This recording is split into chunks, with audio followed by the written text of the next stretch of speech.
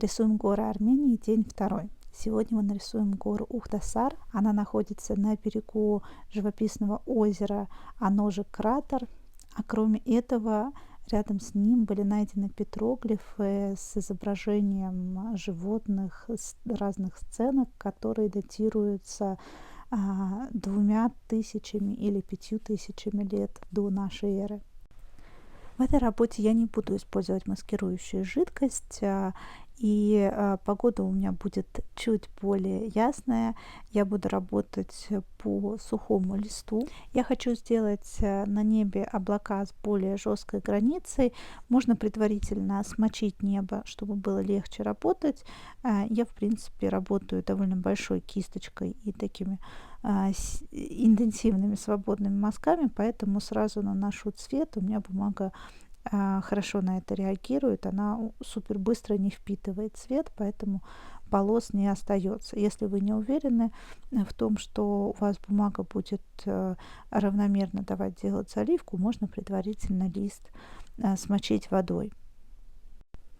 Я оставила небольшие зазоры в местах, где у меня планируются облака, намешала фиолетово-серый цвет. Для этого я использую капельку кадмия оранжевого, и можно попробовать с кадмием красным, в зависимости от того, какие у вас оттенки. Промакиваю салфеткой область облаков, чтобы границы были более жесткие, чтобы чуть больше ощущался свет, и во внутреннюю часть облаков оставляю небольшой белый зазор, небольшую границу, добавляю мой сиреневатый цвет, теневые части облаков. Делаю это массирующими, немного втирающими движениями, такими, как если бы вы наносили крем на лицо, такими круговыми движениями.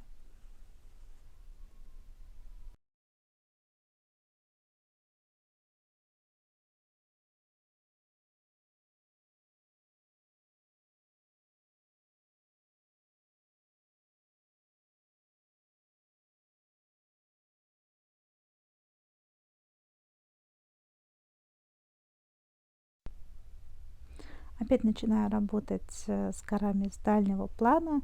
Немножко оставляю на дальнем плане таких сиреневатых, синеватых гор. Сейчас взяла чуть-чуть более насыщенный цвет. Хочется его немножко разбавить более синеватым и более прозрачным цветом, чтобы показать, что там горы немножко в снегу. Здесь я не использую уже маскирующую жидкость для снега. Я буду стараться самостоятельно оставлять где-то не прокрасы, ну, чтобы добавить эффекта того, что, может быть, где-то на горе лежит снежок.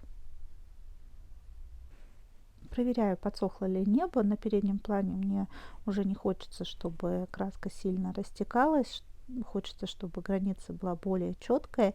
Я начинаю с довольно нейтральных сероватых цветов. Постепенно я буду набирать разные цвета и оттенки.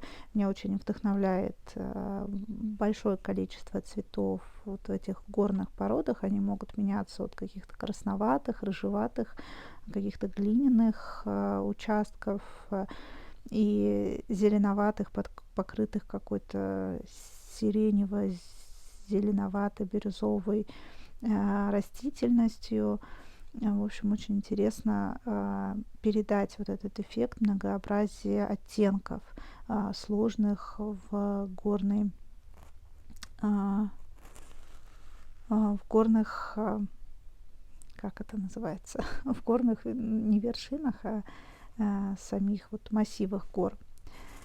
Как я сказала, я начинаю с более прозрачных цветов, и здесь я попробую использовать эффект с цветом, который называется Oxide Black.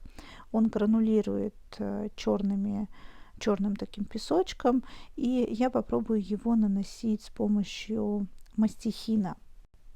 Для этого я набираю прямо из тюбика чистый цвет густой и начинаю с помощью мастихина оставлять отпечатки на мокрой уже заливке, чтобы по мокрой заливке часть цвета вытекала из вот этих пятнышек. Сильно большая густота не нужна, но мастихин оставляет более такие четкие, рельефные какие-то моменты интересные, необычные. И можно попробовать таким образом нарисовать какой-то рельеф скалы.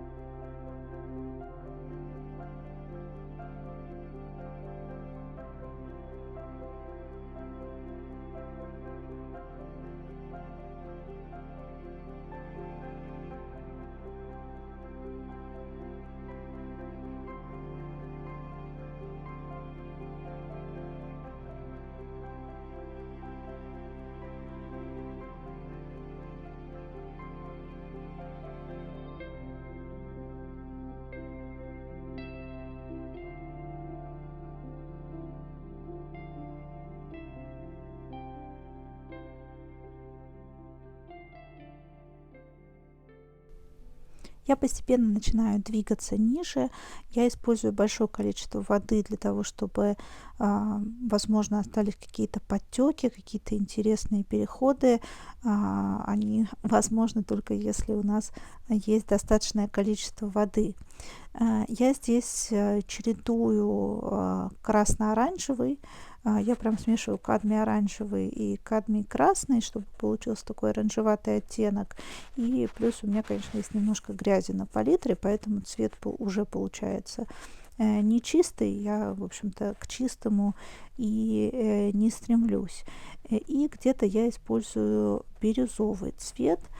Где-то, возможно, где гора покрыта какой-то растительностью, мне видится вот такой оттенок, такой серо-бирюзовый.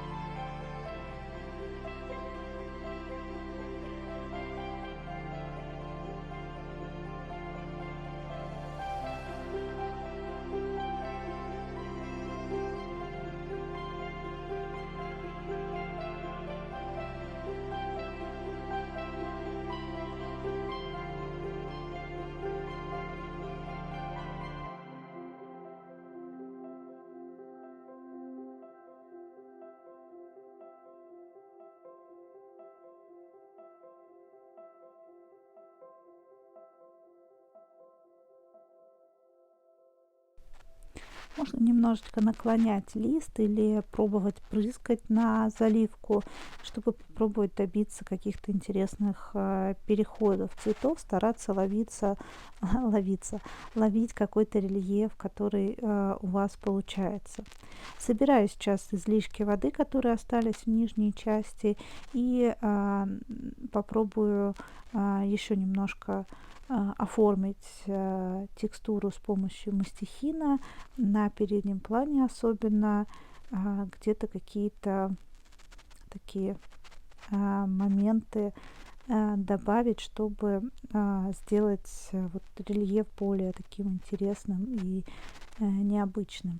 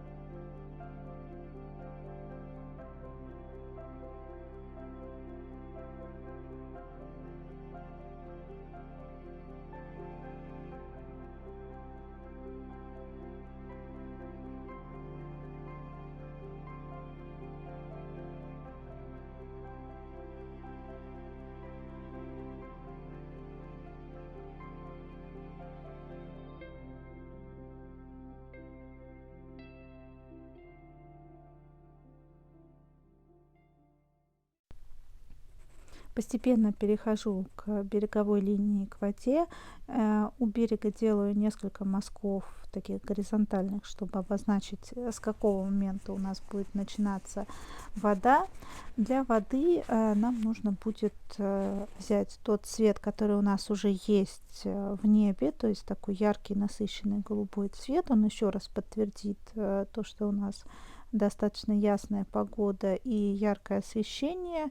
Дальше нужно поймать, в каких местах будут какие оттенки отражаться в горах. Можно прям вот я себе иногда прям пальчиком проверяю. Нам не нужно 100% точно копировать, но приблизительно цвета и оттенки и пропорции высоты хорошо бы показать. Я прямо в заливке свожу два эти цвета, то есть вот у меня там сероватая гора на дальнем плане и чуть более яркие темные места на переднем плане, и там же такая красноватый участок будет под тем местом, которое более красненькое, более красно-рыжее, так скажем.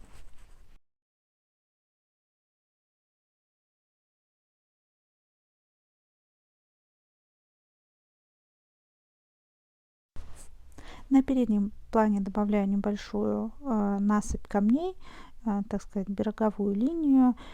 Здесь я использую тот же Exit Black, который у меня был, и чередую его с таким красно-коричневым оттенком. Здесь уже там как ляжет. Мне хотелось бы такой более ярко-контрастное чередование, то есть между светлым и темным, чтобы на переднем плане было максимальное чередование, поэтому цвета в промежутке беру светлые. Ну, уже как получилось, может быть, можно было и посветлее взять промежуточные места, но я еще вернусь к этому месту, когда оно будет подсыхать.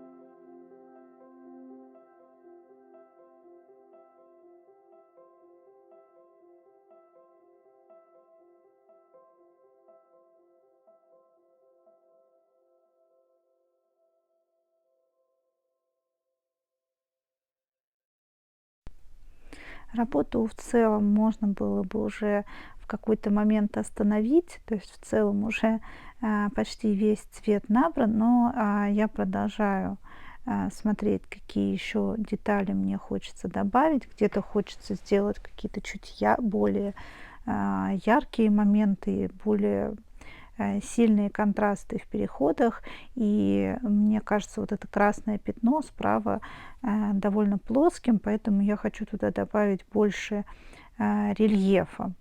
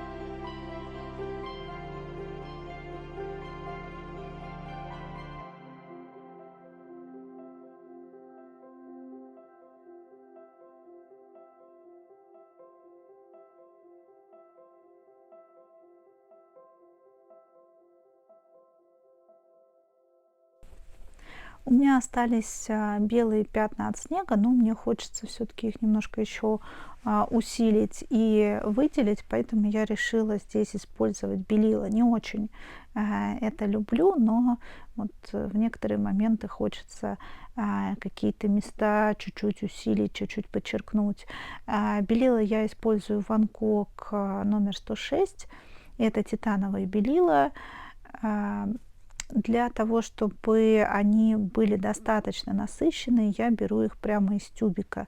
Если тюбик оставлять открытым, они каменеют со временем, поэтому я их не выдавливаю на палитру, а беру прямо из тюбика и прямо из тюбика наношу на на те места, которые мне хочется подчеркнуть. Я стараюсь все-таки оставить белые листы бумаги там, где это возможно, белилами немножко обвожу форму по краям, чтобы вот эти пятна на горе были более желанных для меня силуэтов, более аккуратные, более похожие, чуть более округлые, потому что пока что они немножко рисковаты.